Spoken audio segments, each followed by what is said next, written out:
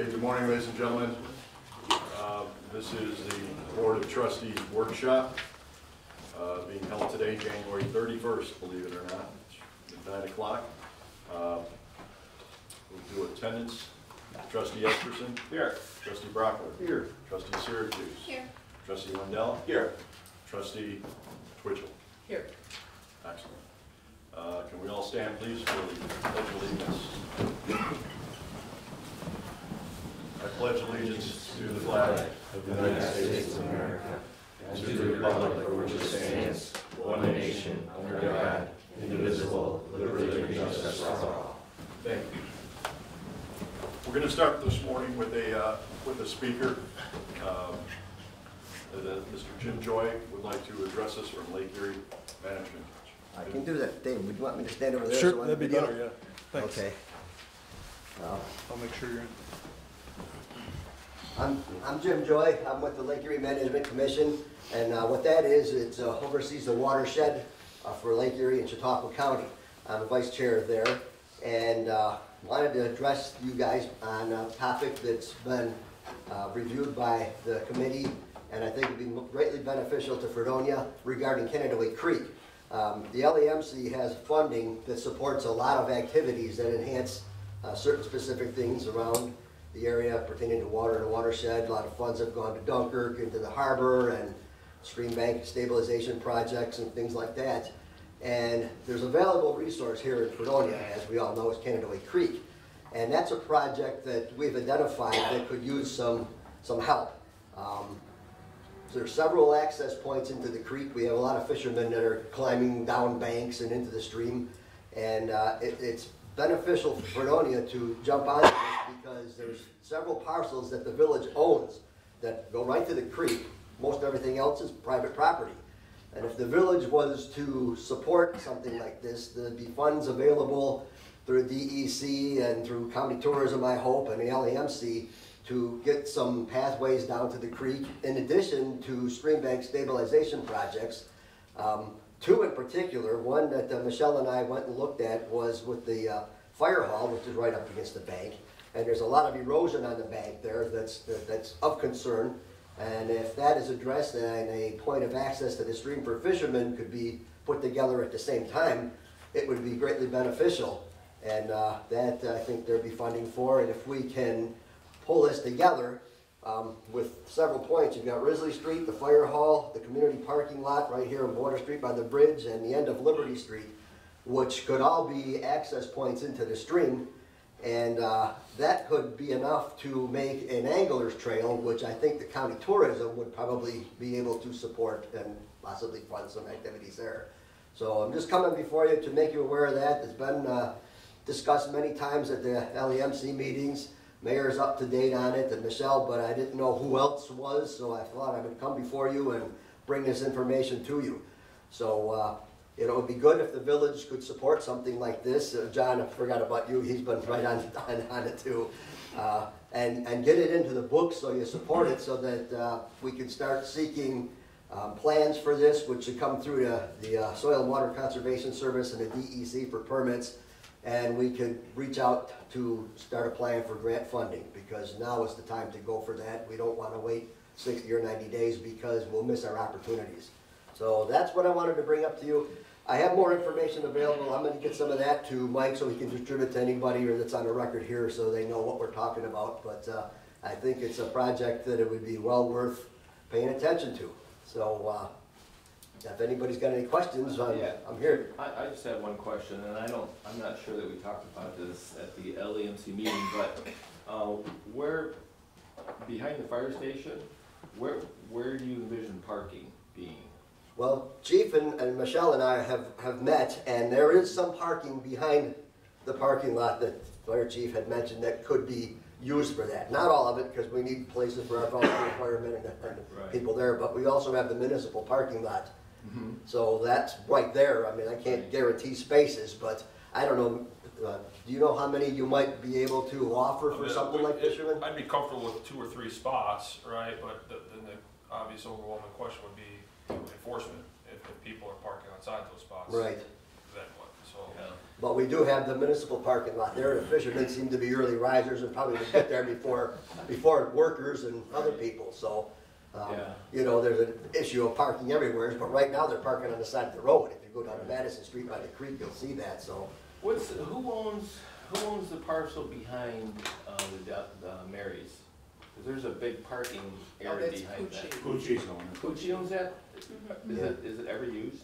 Yeah, he parks his cars there. Yeah, a lot of times that's where the employees park. Oh, did it? And I think he's gonna develop it shortly. Oh, he is?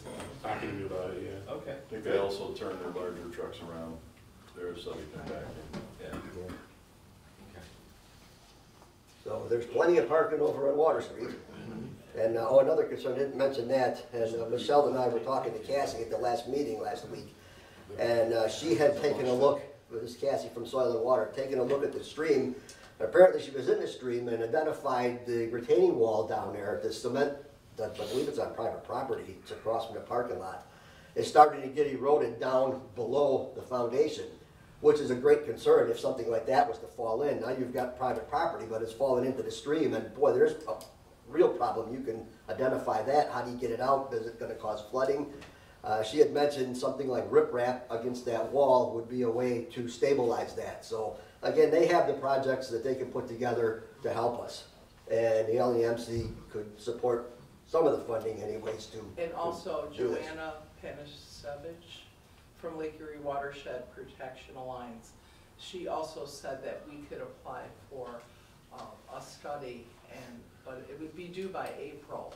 So if we could, you know, choose our areas where we want to improve and to stabilize the banks, she could also help us with that. So if you'd like, Mr. Mayor, I could invite her to come to a meeting, her and Cassie, Certainly. so we could have questions answered as well as having some from Jim. Okay. Yeah, thank you for coming. Yeah, Okay. thank you, Jim. Any further questions? Jim, I have a question. Okay, go ahead. And that is, so you're looking to establish a relationship with the county tourism to, Well, in one of our conversations looking at this, we, LEMC reached out to the DEC about learning how to get into the creek and things we can do. That was one of their suggestions. If you do this right, you could make an angler's trail out of this. right, And again, if we do this with all the points of access you have right in the village, Madison Street, Brisley, like I said, the Fire Hall, Water Street, and Liberty Street, there's a draw right there. I think that would get the attention of the county tourism. Right. I think it's great. We do it right, we can, Yeah. I think, you know, that's the whole thing, do it on time and do it right. Great We can idea. get something going here. Yeah, good. We might have some friends at the tourism level too. I hope so. Anybody else have any questions? If not, then I'm gonna excuse myself because I have to go back to work. Thanks. All right, thank you. Thank you for having me. Thank you, Jim. And thank you for your service to the community, for all the work that you do with that, with the management group. I Okay. want to update You're you welcome. that we had a phone call yesterday with the Army Corps of Engineers on a couple of different projects, and we made them aware of the things that you were talking about, so their ears are open and they would like to speak to you as well. Good, All right? good deal. Super, thank you, sir.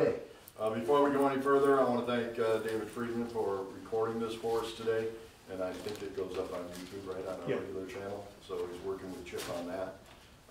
And we will have a statement at the end of today's meeting on our situation, so we'll discuss that later. So resolutions. Ben? Oh, I'm sorry. that was just discussion. Sorry. This is a discussion on budget transfer. Yes, discussion at this point. Any discussion on the resolution for budget transfer that has been proposed by Trustee Brockman? That's much needed. I'm glad to see that is happening. Any further discussion on that? Okay, purchase of portable radios, which was brought up by Trustee Esperson. Yeah, this is a conversation I had with the chief had called me. The funds are in the budget, so, yeah, so there'll be won't have to be any transfer of funds, so. Yeah, and it's a very, as you can imagine, necessary purchase. Okay. Any further discussion on that? Mr. Mayor, I'd like to go back to the water meter? To which one? The water meter, is that with Lewis? The scatter The meter? scatter meter? Yeah, scatter meter. Yeah, well, let us address that. We'll introduce that in just a second. Okay. Any further discussions on purchase of portable radios? Okay, service scatter meter approval. So Paul, go ahead. Yeah, sure. Lewis, do you already have a scatter meter? No, we don't. Okay. So, as I understand, this will help you to You'll be able to see qualify the turbidity change of the at the raw water. moment, yes, Yeah, to make adjustments. okay. So, this would improve your process, basically? Correct. Okay, that's all. Any further questions for Lewis on that? All right, Lewis, I did receive, I'm sure you already received it as well, a copy of the water testing schedule from the county. Yes. They require, did you get a copy of that? Yes, I did. Okay, thank you. Department reports, code enforcement office. I'm just working on my year-end report, and the next couple of weeks I do have a local law that has to be adopted. It has to do with how we do code enforcement. The state's making everybody update their code, and I should have ours done shortly. The electrical, our electrical inspector wants to make some changes to the electrical code, so but I'm gonna let him talk about that. Okay. One of our work sessions. Right now we're trying to catch up on all our rentals and fire inspections. We have a lot of problems with the rentals. A lot of the out-of-town landlords are using this one gentleman who is just terrible to work with. And we're having a lot of issues with that. We're trying to work through it. Excellent. Anything else? Thank you, sir. And I remind everybody too, as long as we're talking about departments, our policy of nothing coming to the floor, which everybody's been great about, but just a reminder, nothing comes to the floor until it's gone through committee. So department heads, make sure you get together with your committee folks, make sure you're talking to your various department heads. DPW. Yeah, we've been busy with some water breaks. We had a big one yesterday. A truck hit a hydrant a few weeks ago. And then last night, or 2 nights ago, let go. So we had a busy day yesterday repairing it. There was some dirty water out there. No boil waters. It was just that we had to turn some valves. It happens. You stir the system up a little bit, but everything seems to be cleared up now. Excellent. And thank you guys.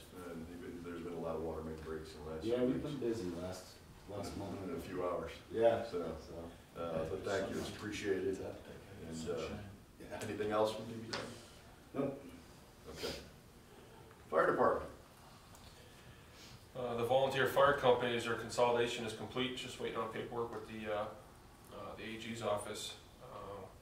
So I bring it up here to let everyone know that we're updating our policies, procedures at the fire department. And this will result in seeing less operational volunteer firefighters. So, you know, I can brief you guys further down the road, but you'll see some literature come your way shortly. Being told delivery of that ambulance we ordered should be about April, so we'll see how that goes. And then there's a system out there called Disasterland. It's short for, or people call it D-Land for short. Communities use it to submit state of emergencies and then request additional resources, whether it's county, state, federal. So I'm gaining access to that, working with Noel Gutman over at the county level. So to my knowledge, we'll be the only municipality outside of the county itself to have access to that. So that'll help us streamline a lot. That's all I have. Excellent. Anything from trustees? Okay. Police department.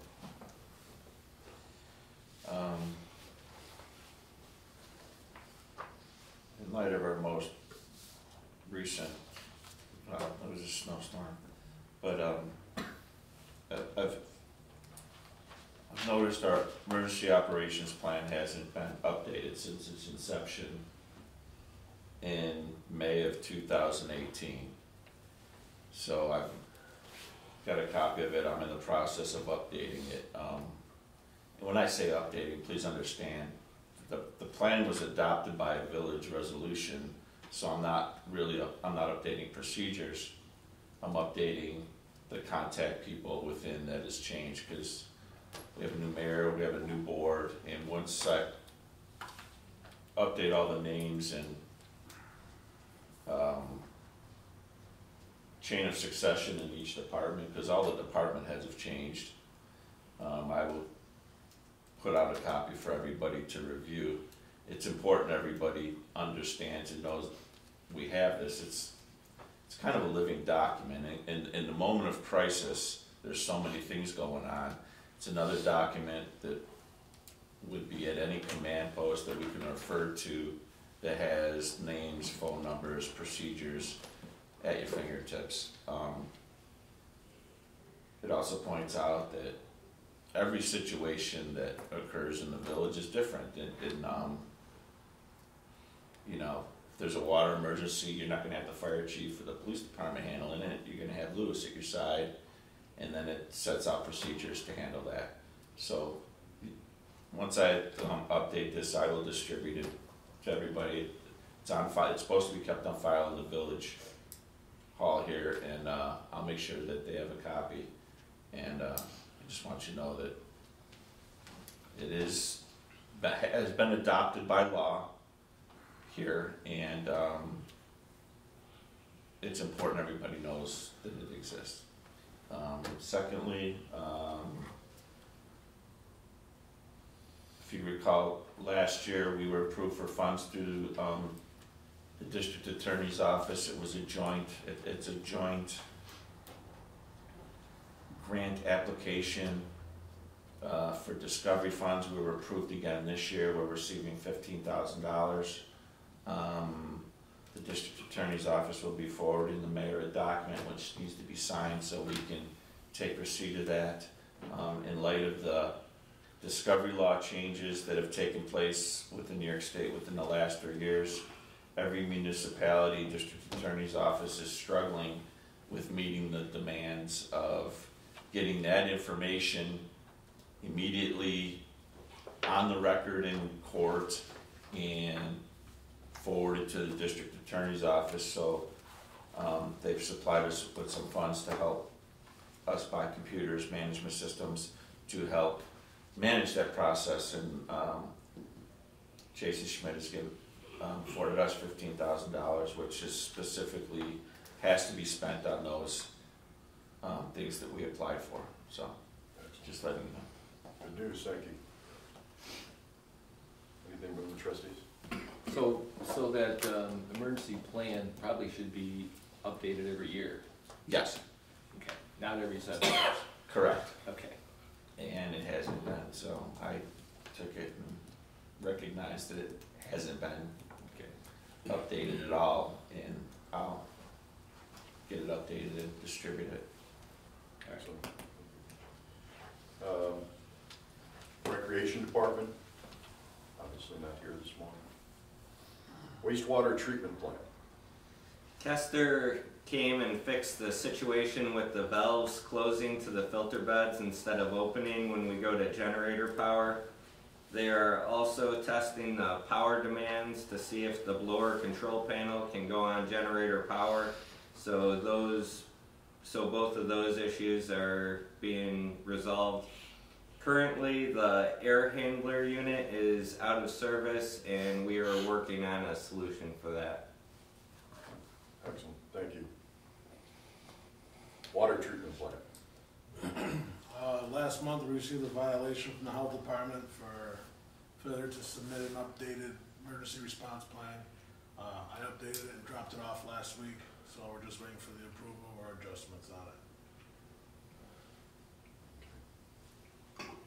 Anything else from the trustees for those two departments? Okay. Yeah, I just have one thing. Did you get the email from, I think Natalie sent something out, some of the items that were not on their priority list, but they're intermediate things we got cited for. We're gonna have to start working through some of those things. I have not received that. Okay, we're gonna have that conversation tomorrow. Okay. Because the county and LaBella had a meeting to talk, and we weren't invited for who knows why.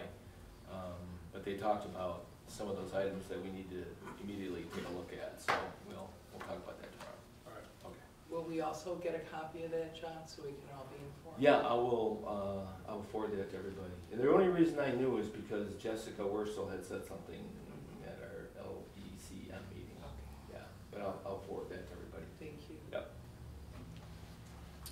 Okay. And again, I want to thank all the departments for all the work that they put in. It's nice to see the sun for a change. So maybe weather-related items will kind of back off. I'm sure your water lines aren't going to slow down anytime soon. But you know, thank you for everything that you guys do. And again, I know the village appreciates the time and the effort and the work that you put into it in keeping us safe and keeping everything moving and flowing. So we greatly appreciate that. New business, department head reports and workshop versus board meetings. You want to discuss that? I did. Okay. I don't think it's clear to the department heads where you want to give your reports. So if we could see a show of hands, would you rather come to the board meetings or would you rather have them here at these workshops? Because you don't have to do both. I'd say workshop. Yeah, I'd say workshop. Workshop? I give mine to you. Okay, so, pardon me? I give mine to you. I know. You don't So, have far to go. That's what I found. so Okay. moving forward, with the board's permission, if they're not included in the board meetings and they're just included here, is that okay? Yeah, I Do you thought still take that's what we had Yeah. decided on last time, but I know there was some confusion. There was some confusion, so I just wanted to So, bring it yeah. up today. I do think if you have, kind of a larger resolution on the agenda for the board meeting, if you could attend that board meeting, that would be helpful, just in case there is any last minute questions. That's true. Yeah, but other than that, I think coming to the workshop is infinitely more helpful than attending the board meeting. Thank you. Okay, can we have a motion to accept that? We're Well, not we voting on it. can't We vote don't have on to. it now during the workshop. We'll bring that up in the meeting. Or what? It was already decided, it So it's just wasn't, decided. it's decided, yeah. Yeah. We don't Just have wanted to- I wanted the department heads to be aware of Yeah. it. There was confusion out there. Okay. Raising water rates.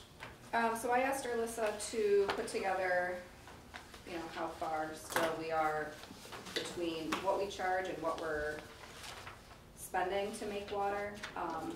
I know we raised rates at, the last budget, and I think that was our plan for this upcoming budget that will be, you know, the new budget season that we'll be going into, but I didn't wanna just double everybody's rate all at once, so I would love to maybe not get to that $8.25 right now, but raise it a couple dollars more than the $4.95, so that way when we do jump to that maybe $8.25 at budget time in 6 months, that it's a little less of a hit. You know, everybody's at least had one billing cycle. We see if we're at least a little less in the hole. Yeah, because just doubling somebody's water rates out of, on a random day just doesn't feel great. So right now, we're currently charging $4.95. Our total cost of water is $8.81, so what is everybody else's feeling? You know, I spoke with Alyssa, and I would like to do a little digging into why our total cost of water is much higher than some other communities. I don't disagree that we need to raise it a little bit, but I wanna see if there's something in the way we're producing it that would cause those costs to be what they are. But, you know, if you were gonna propose a slight increase, I wouldn't be opposed to that. Okay. What does everybody feel comfortable raising the rate? I mean, my initial thought was just a blanket $2, just because it kind of then cuts it halfway. I can see the $2, but I think our end goal ought to be at least a break even and not a slight loss. You know. Right, so I think Yeah. my thought was to raise it a couple dollars now, and then when because it does, you know, we have to do a special, public meeting and all of doing with the budget, and then when we do the new budget, starting in June, then bring it up to, at least breaking even. And that'll also give us more updated costs of where that break-even point is, because we'll be doing it with the budget. And this would also increase the cost to Town of Pomfret and our other water districts, right? Correct. Yeah, because when it's a percentage, so when our village rate increases, Right. their rate also increases. I know, that seems to be what our problem was, because Town of Pomfret got a great deal last time they negotiated a deal, a water rate. And to try to bring that up across the board, I think that would be a fair thing to do at this time. Okay. How do we feel about the sewer rates? Because we're also losing a little bit there as well. Do we want to wait for budget time, or do we want to raise them now? I think I'd feel more comfortable waiting till budget time, because we're still negotiating with PPDSD. Okay.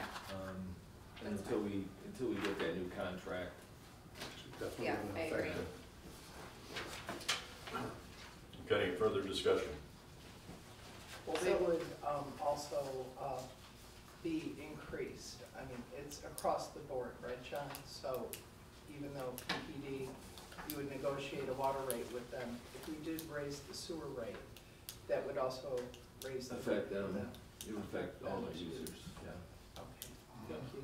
But we should probably keep that in mind as we're negotiating. That's what I'm, thank you. I know we've been replacing water meters to hopefully capture more of the water that was missing. How are we doing? On water meters? Yeah.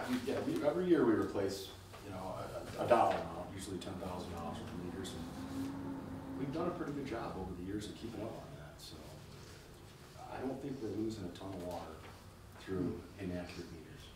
Louis, do you feel like in your capacity a flow meter that's actually exiting the water treatment plant would give us a better read on if we are actually losing the amount of water? We have 3 flow meters leaving the plant, Okay, one on each trunk line leaving. okay, I think the problem is that there's some limescale buildup on the raw water intake where it's showing it's a faster flow because it's smaller diameter. okay. And it's showing that we're producing more when we're really not, so we're working with LaBella and figuring out a plan to either Okay, change the location of that raw intake flow meter to somewhere else so we can actually gauge it. so I'm assuming it's been a while since that's been worked on. Correct. Okay. Louis, do you have a maintenance program for the meters? Do you have calibration? They, the ones that Siemens have installed, they got calibrated this past year. Is that annually they get calibrated? We just did a contract with them last year, so it's gonna start being annual, yes. We also talked about calibrating the master meter, Town of Pomfret. Did they ever come out and do that, do you know, Scott? Is there a way we can set that up with them, or does the town have to arrange that? Yeah, I'm sure the town would have to, have Ty Sales or whoever, I think it's not too meter, have Ty Sales come, calibrate it. Okay, that's a conversation maybe it's time we had. Yeah. I think with the town is that we have a master meter going to the town and they have individual meters in the houses and those numbers match. So, Okay. it should be calibrated, I think every couple of years at least. It's a conversation we could have with the town though. Yeah. Okay.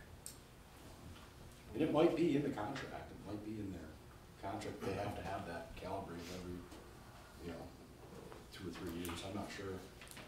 So you don't know when the last time it was calibrated? I mean, the one was put in 4 years ago, so I doubt that it's been Yeah. calibrated since then.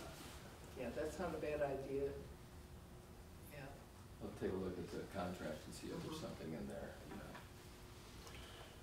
Okay, also Ben, just so you know, when I think I ran into Ron Syracuse, he thought that you were close to 60% on a remetering at this point, as far as getting through the village with homes and that type of thing. 60% is pretty close on it. Yeah. Yeah, yeah. How many meters is that $10,000 usually? Look, I think it's about 15, 18 years. Okay. It used to be more, they obviously went up. Right. Like everything else, right? Yeah. Library roof, and I have something to add to that. Hold on, just Sounds so good. we're all in agreement on the $2? Yeah, the amount is Okay. two. Yep, all right, so we'll raise the village rate $2, so it'll make it $6.95. Base rate's the same, and then town and SUNY rate will increase accordingly. So I'm gonna get started with the local law procedure. Yeah. Yep, We still don't have a signed contract with the college yet. Right, they have not returned that. No, I have I have a meeting today at SUNY Fredonia, so I will bring that yeah. up. thank you.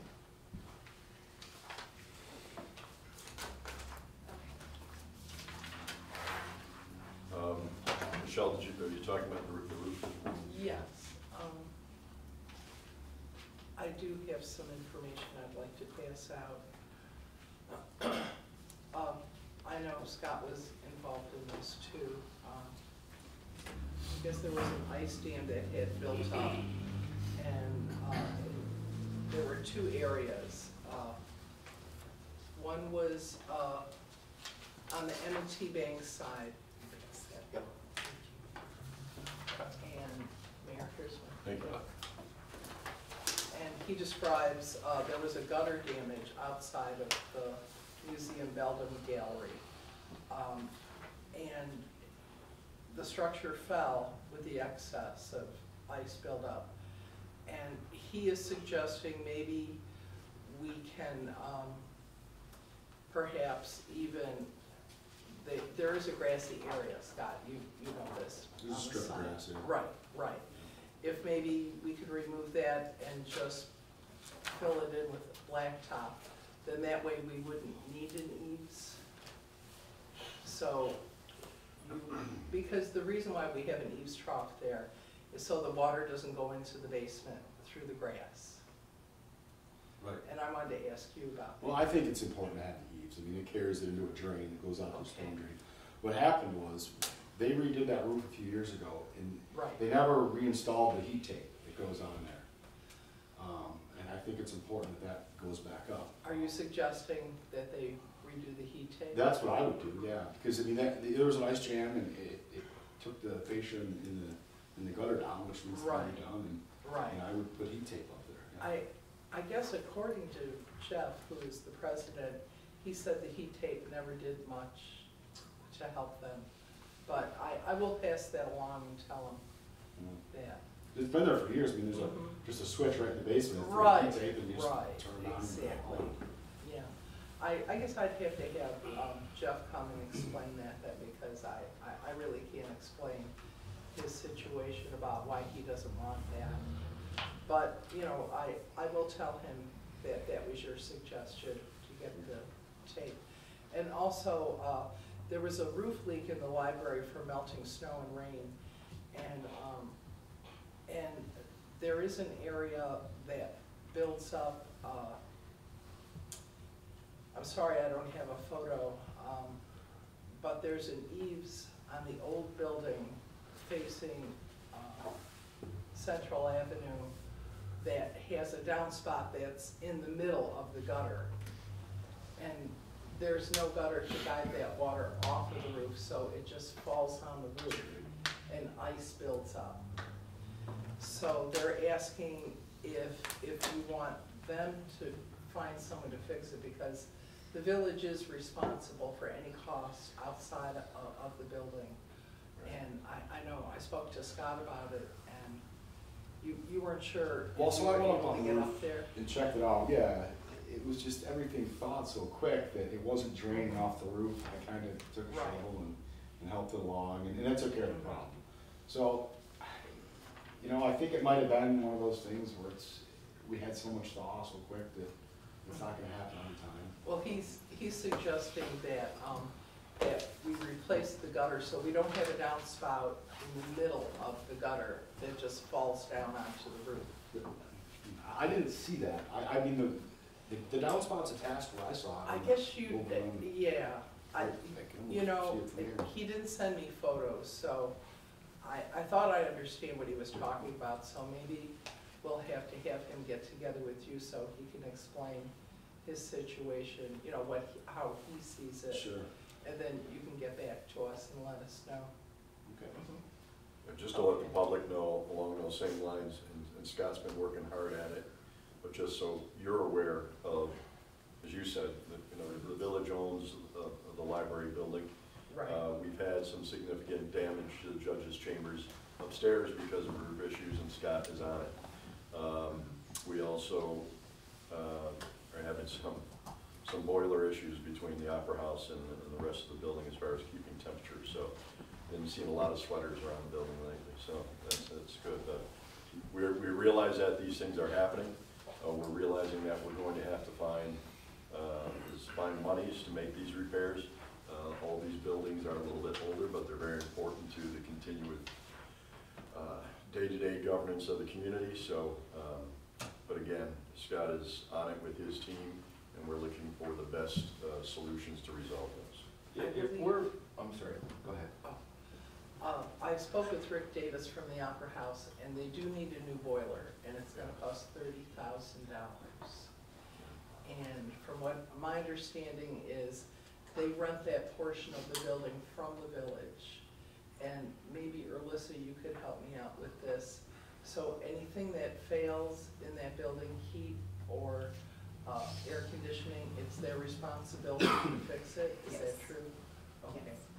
So, you know, we don't normally fix that, but, you know, but we could stabilize, you know, helping them with heat. And I believe they never did call you, Scott, to ask for any electric heaters in the building to keep it warm in there, because there was excessive, or there was access to the heat in Village Hall. They kept the doors open to keep. Yeah, I know Gugino was there trying to fix the problem. Right. But they ended up saying it was a needed a new And- furnace. Exactly, and they had to go to Buffalo, right. And he's going to, Yeah. I talked to Rick yesterday, he's looking at some grant opportunities specifically for theater and opera house that may be able to take care of that. The same, the question I would have, and Chief Myers, are they allowed to have electric heat in a building this old? That's a codes question, I'm not sure what the local No. code would be. Yeah, I know you can't have them like under your desk and all the things that people like to try to do, but it's a very old building, there's a lot of wood in it, so, yeah. So that would be a question then. Yeah. If they do have them, I would suggest that they stop using them until there's an issue. I don't believe they are using them Okay, at this time. all right. And Just, also, no, go ahead. I'll sorry, wait. Chair, That's okay. their receiving dock out here, that still does need attention. And I know maybe, John, you could help answer that question. I know you had asked Rick to go to the Beaver Club, and he did present, you know, what the issue was, and they said they would look into it, but he has not heard from them. And I know that the Beaver Club came out and took some measurements. I think they were out there when they were doing that. That's correct. I'll follow up with the Beaver Club to see if Okay. they passed on that, so we'll know coming forward. Thank you. Yeah. Are you talking about the steps and the railing out here? Yeah. Yeah, I got estimates 2 years ago for that. They're on file. I'm sure they're not good anymore, but He doesn't have those. yeah, I should have them. I think Yeah, it's, we yeah, had I have it. it. Yeah. We just didn't have the money to pay for it, I guess, so. Yeah. Oh, okay, because Rick said he never did receive those quotes, so. Yeah, I mean, I That's guess what we he could told give them me. to Rick, but we, and those, Okay. one more thing too, while we're talking about roofs. During the storm, we had the windstorm 3-4 weeks ago, the DPW roof had significant damage. It blew off. Yeah. We got it temporary, you know, sealed up, there's tarp up there, but we've been working with the insurance company, and it's gonna be an insurance claim, so hopefully that'll be taken care of. Not this spring, I'm sure, because of the weather, but. Well, and on that note, you know, there are significant water issues with the building that we're gonna be addressing.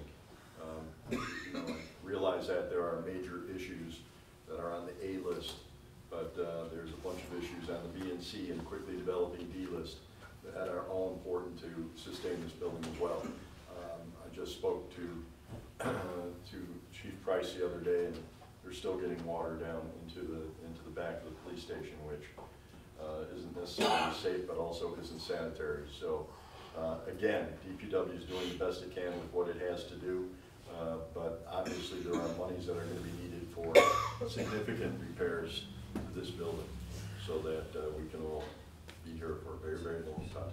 So, fishing access and grounds. Mayor, Yes, go ahead. just one comment regarding the roof at the library. Is that covered with our contract with Farrell's at all? So that contract is done. It's It was done. a year, yeah. Did they approach us for a new one? Did we benefit from that contract at all? No. Okay, thank you.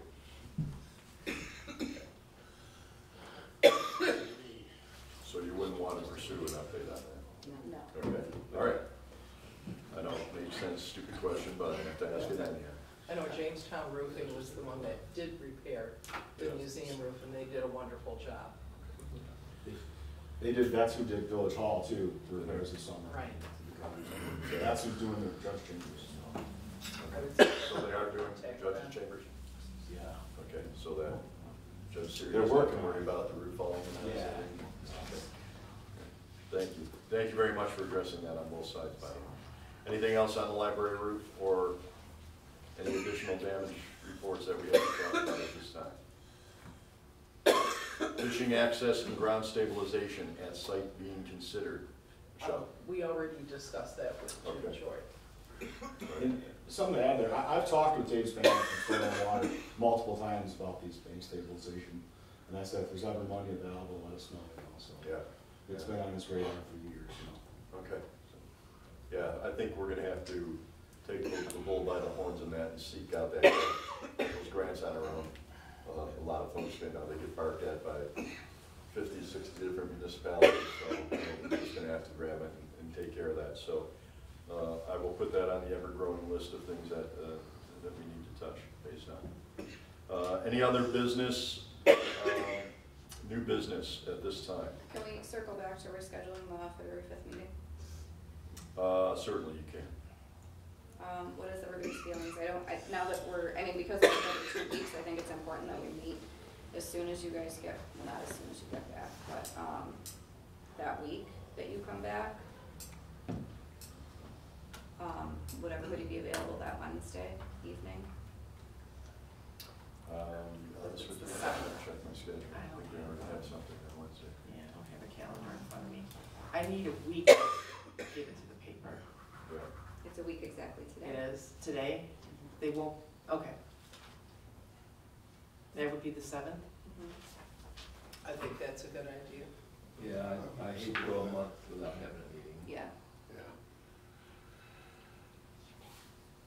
so there's 3 of us, so we should be good for them. Instead of the 5th, we'll meet the 7th, 7 PM, 7 p.m. thank you. So the 7th at 7 p.m. Mhm. I see our newspaper representative shaking his head, so that's good. Hey, look, they're not. Any other new business to be brought up at this time? Yeah, I talked to someone yesterday and they don't live in the community, but they send their kids to school here, and they asked if their kids would be eligible to participate in a summer rec program, and I don't think there's no policy for out-of-area children. I know most other areas charge a little more, but they don't live in the district, so maybe if there is a policy, we can update that and allow kids not in the district. I'd have to ask Frankie. Yeah. Are they in I the don't town of Palm? I don't know, I think they're in Concord. I believe they're in Oh, Concord, yeah, but they go to school here, and Right. the parents said they'd They be pay tuition. they'd be willing to pay, if they could come to the rec program here. Yeah, I wanna say that they have to be a resident of the village. Frankie spoke with them, Or the Uh-huh. town. Or the town, Yeah. sorry. Yeah. but let's, Update it? yeah, we can update it, we can include that if we want to, we can change it, that out of town residents would pay an additional whatever. Just by resolution? Yeah, I would think we could pass that. Okay. Yeah, see what Yeah. not. I mean, far be it from us to turn down new revenue sources. Yeah, So, Right. yeah. Right. Or I mean, you know, the kid already goes to school with all of these Right, kids. that's why they wanna go to the program here. And unfortunately, a lot of communities have been cutting back on their summer rec programs. I've heard that from several, so we're fortunate that we've got a good, strong program in place. I would say that Frankie would have to determine if she has enough staff to handle any additional. Two kids, I don't think are gonna throw everything over the top. Probably not. It's just a discussion, if you could have that with her, that'd be great. It'll be more than two after we make that announcement. Well, she, Yeah. Which is good. Frankie spoke with them and advised them just to use somebody else's address. So why don't we just make the policy?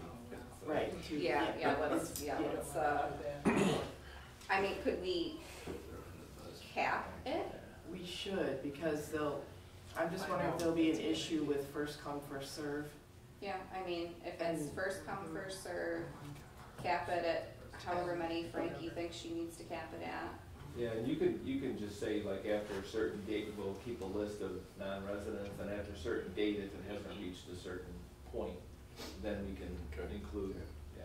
So let's have that committee meet with Frankie and then have a resolution put forth on that. Go from there. Anything else under new business at this point? Truck financing? So the plow truck that was put in the budget for bonding, we're actually going out, there's some municipal lease options that Scott and I were looking at, so we're just waiting on the numbers to come back from that. We were hoping to have them before today, but we didn't. Okay. That'd be nice. Summer concert series. I will be accusing myself in this conversation. I think they've already been booked, correct? I don't know who asked them to put that, I don't know. I We'll put believe it on the agenda. Todd Langworthy was put in charge. That's who did it last year. I don't know. I didn't put it on the agenda, so. Yeah, and then we did pass a resolution to hire them, correct? That's right. Yeah. So we'll need to put a resolution on to approve these The bands. series, yeah. Okay. Have we received a copy of that series yet? That's what, yeah, it's in this packet. Okay. Nothing against the bands that are listed, but maybe going forward, next year, we might want to consider upping our budget for that just a tiny bit and getting a slightly better caliber of bands. Just a suggestion from someone who's been involved in music for a lot of years, and you know, if we could go to an average of 1,200 per band. I think we have a volunteer next year for the rec. Just a thought, you know, Committee. just reviewing that list of bands, I'm like, yeah, okay. There's things I won't put on, and that's one of them, so that's set out there. Old business, review of vendor license law. Yes, Paul and I, we spoke with Chuck about this. It was presented to me to, try to introduce this law again. Dave Friedman had requested, because they did do a lot of work on this, and we tabled it last year. We never did anything with it. So now we want to bring this back up again, and some of the discussions were who has to prove certificate of liability.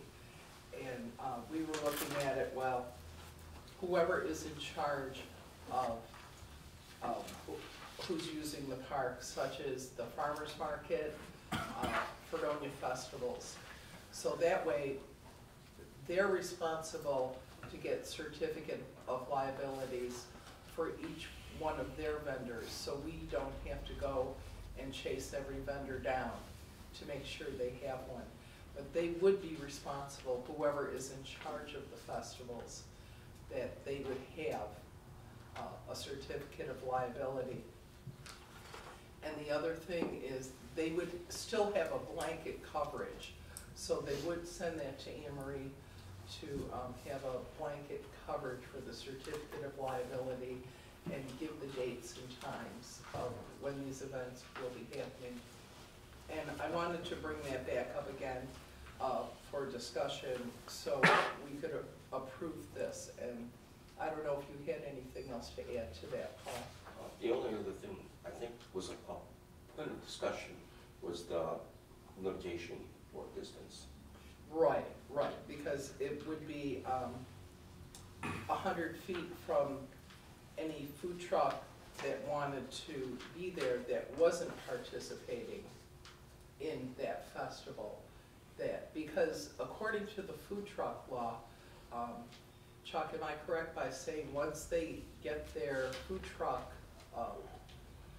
certificate of liability and they're approved, that they can be down in the commercial district at any time, but they have to be 100 feet away from restaurants also.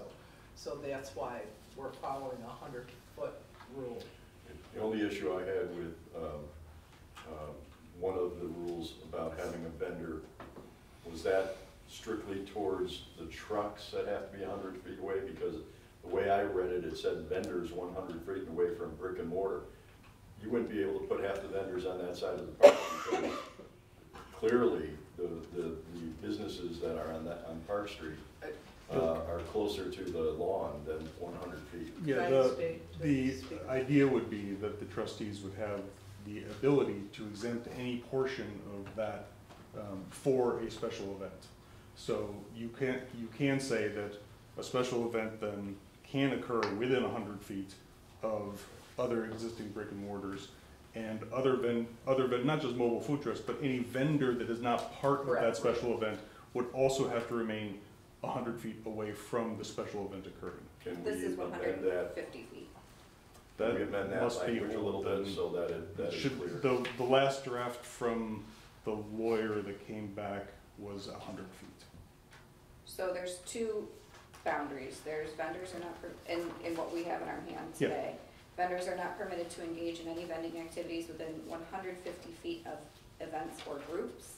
And then there's the vendors are not permitted to engage in vending activities within 100 feet of any brick and mortar business. So this is not the updated local law that we're proposing. I do not believe that is the updated. I have has 100 feet. Yeah, that's the old one said 150, and then in our meetings at the planning board and hearing from the public, we ended up at 100. Can we get a amendment to that, as you're stating, with the approval or subject to approval by the Board of Trustees to amend that if we needed to? Yeah, it is. Yeah, I got the original thing from the attorney's office, Fruit Melanie, but I'm sorry that you have the wrong version there. Does everybody have 100 or 150? Yeah, 100. All right, sorry. I don't know, it must have got confused. I had a bunch of 150s. We printed out the wrong one, and then we printed out the right one, so I'm sorry that I gave you the wrong copy last meeting. Looking at the vendor definition, if you transport to a building, vacant lot, or other location, yada yada. So say in the Grange building, they have a Christmas market where local craftspeople set up. They're within 100 feet of another brick and mortar business. So that would preclude the Grange from having a Christmas market? No. No. That's inside their building. Okay, but under the vendor transports to a building, is this only really referring to sets up outside the building? Okay. I would actually recommend that. It's been quite a while. I do believe the planning board's meeting this month. Can we go through that again and review that again? To just make sure that we're all on the same page? It's been a long time. Sure. And, you know, there might be some changes that we wanted to make on that now. I just recommend the planning board go through it again with their attorney. I have a couple comments. So currently, we have there's a vending law, and then there's a peddling and soliciting law. So there are currently two different laws. And I see vending totally different than peddling and soliciting. We get a handful of peddlers and solicitors in the village throughout the year. We get hundreds of vendors, hundreds of them. So I'm not sure I feel comfortable with them being in the same, having to follow the same rules. If, you know, the current vending law maybe needs to be updated, but including them with peddlers and solicitors, I'm not sure they're in the same category myself. I guess I would say, I'm happy to, I'm not in charge of the planning board, but I'm happy to, as a member, to look at that again. Yeah. But also, I would say, these were our recommendations a year ago, or almost a year ago, that were distilled. All the conversations we had were mostly attended by the same legal team you have now. And this was the legal team's distillation of our discussions. That And- was our current attorneys. Exactly, yeah. The document came back through Melanie Beardsley. Sorry. So, and if you, I think it's ready to hand off to you guys to continue these conversations. I don't think it necessarily needs to go back. The details of how you want to place it inside of the code and all that stuff, I'm not sure that even goes to the planning board. But. I think the thing is I'm sorry, were you gonna touch it? I want to comment on what Trustee Esperson just said, because we're the enforcement aspect of the peddlers and the solicitors. And I would agree with you, the peddlers and solicitors are the ones that target our households, that are in our neighborhoods. We're the ones that get the calls when strange people show up to your door. It's different than me or our department. We're not gonna go into a farmer's market and start asking people for permits.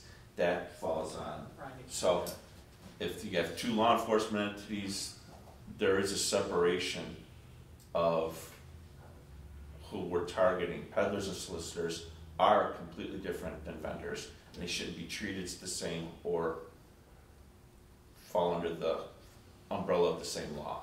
So for enforcement aspect alone, even just that, like, it should be two separate. Correct. Okay. Correct. If I remember correctly, this law was put together very quickly to satisfy some complaints. And I don't know, I do believe we kind of merged the peddlers with the vendors in one law just because it was a simpler thing to do. But you're right, I don't believe the peddler should be in it. I just think that's the way we did it, to do it quickly and move it off our board. Okay, so then this That's why I definitely, like to redo it again, because maybe it shouldn't be with peddlers. Maybe we should create another separate standalone document. And that's why I'm asking for the planning board to, Yeah. I mean, we've got lots of time, it's not like we're rushing to do this Yeah. today. That's a good yeah, point. so, yeah, this could go back to the planning board then, and if you could bring that recommendation back to them, that would be I great. think we're meeting this month, so I'll make sure Scott knows to put it on the agenda. By definition, peddlers, and solicitors, completely different definitions. Vendors, peddlers are governed by two different enforcements of the village. So they have to be separate. Right. And I have just one other thing to say. Well, I don't think that Festival of Fredonia needs to be writing laws. I think they need to be included in the conversation when laws are being suggested that will affect them. So when you guys do meet, if you could invite someone from Festival of Fredonia just to give their input And the also changes farmers you might want to make, Yeah. because anybody that's going to be impacted by anything that's going to be changed, let's find out how it's going to impact them. If it's going to actually work for them, or it's going to create more difficulty, or just I think involving entities or groups that are being impacted. I think having their input is important. I think you're absolutely correct, but keep in mind that in the future, we have no particular contract with any of those groups with regards to exclusivity. So while we want to invite those current groups that are doing festivals in our backyard and in our community, this has to apply to anybody coming into the community. Right. And so that would be, it would be broad. So I agree with you that they should be included in the discussion. I don't agree that there should be any type of, not that it's for me to agree, it's merely an opinion, any type of law drafted by any of those groups or suggested by any of those groups. That's clearly between Chuck, the planning board, and this government body.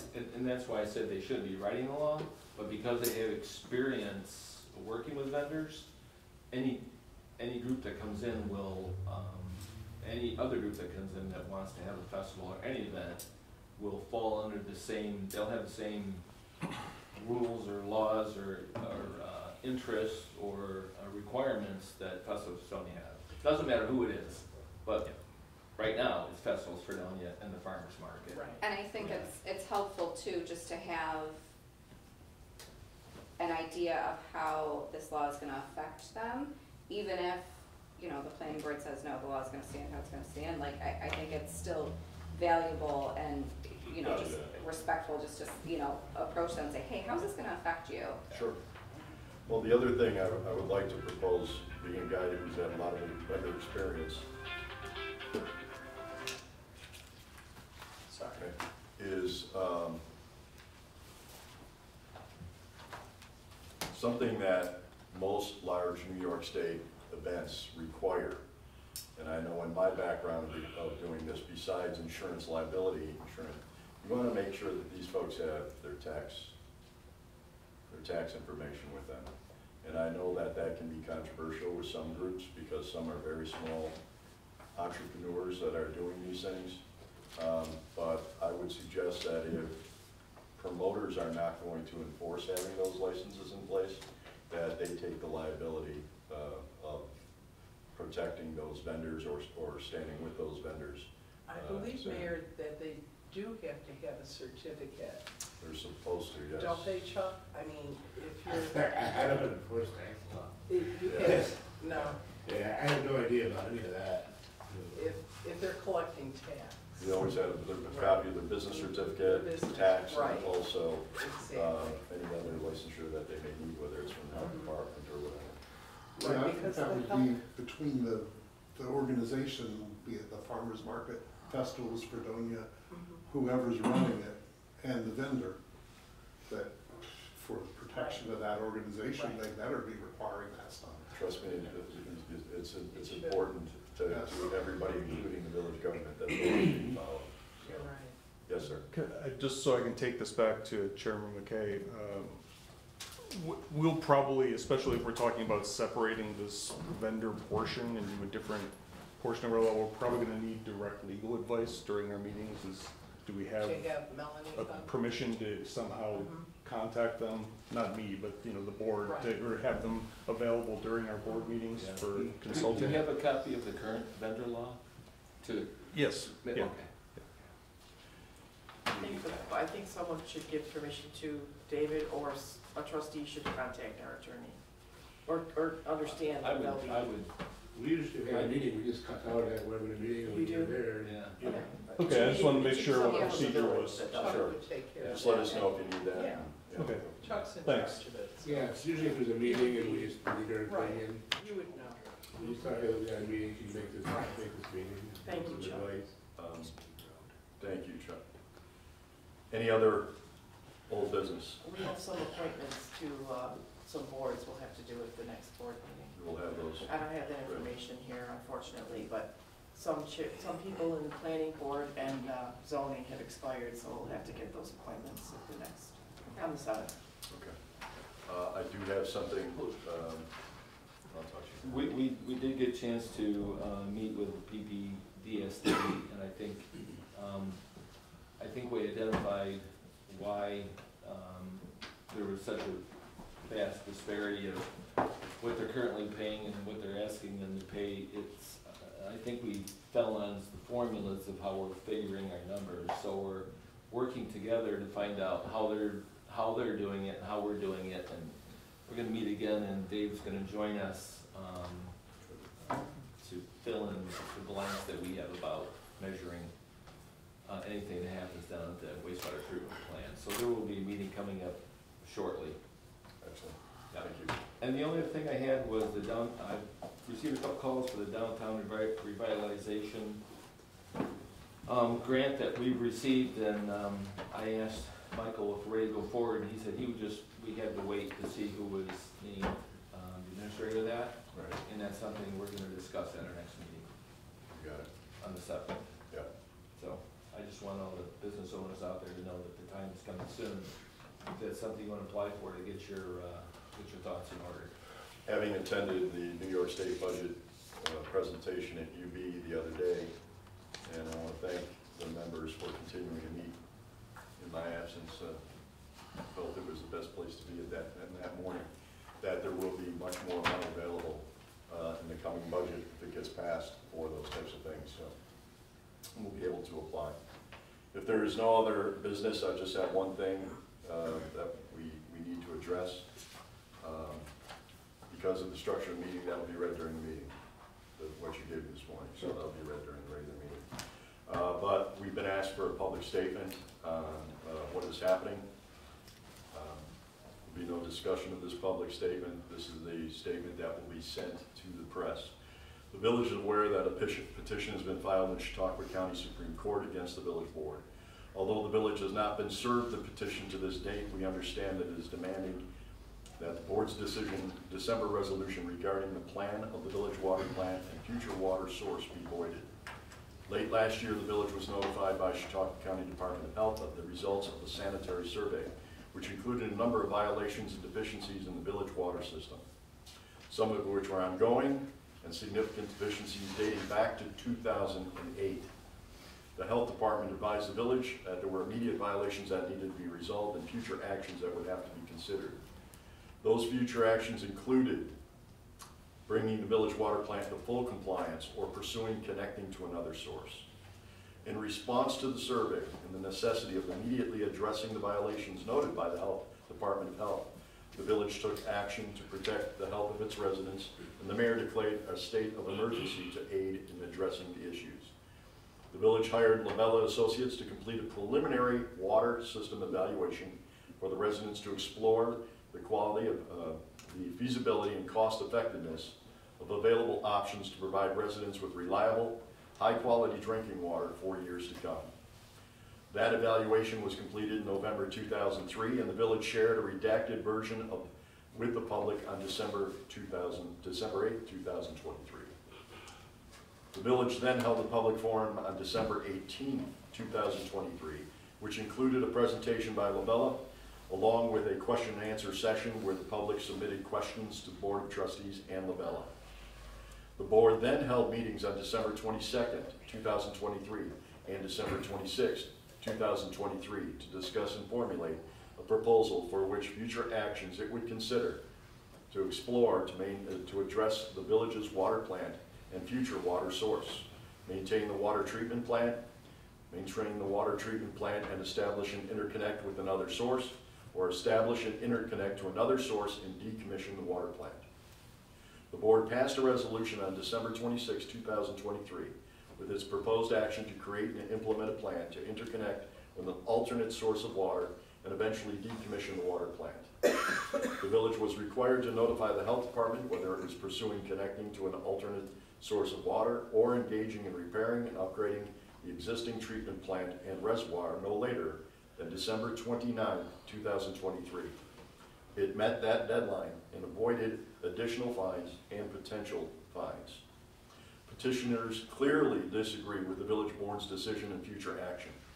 The petition is simply an attempt to thwart the village's process in addressing the violations and deficiencies found by the county. The petitioners are a group of individuals who advocated for one of the other options proposed by Labella that did not receive a majority vote by the board. Their attempts to stall the process will only negatively impact the village's work in addressing the violations and deficiencies related to its water supply. The village's resources will now be strained in order to defend this meritless petition and avoid potential fines and violations from the county. The petition is also premature. There are no requirements under the State Environmental Quality Review Act that had to be met at this initial stage of the evaluation process.